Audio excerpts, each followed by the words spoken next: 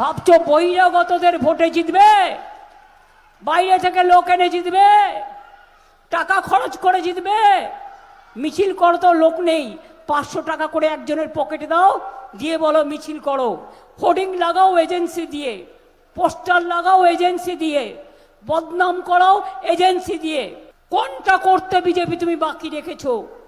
আরো তো 5টা রাজ্যে ইলেকশন হচ্ছে, কই তারা সব সুয়োরানি? আর বাংলা বুঝি দুয়োরানি?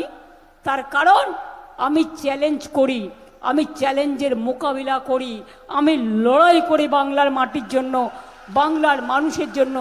তাই আমাকে লক্ষ্য করে টার্গেট করাটা ওদের উদ্দেশ্য। কখনো ভয় দেখিয়েছে, কখনো চমকেছে, কখনো ধমকাবার চেষ্টা করেছে।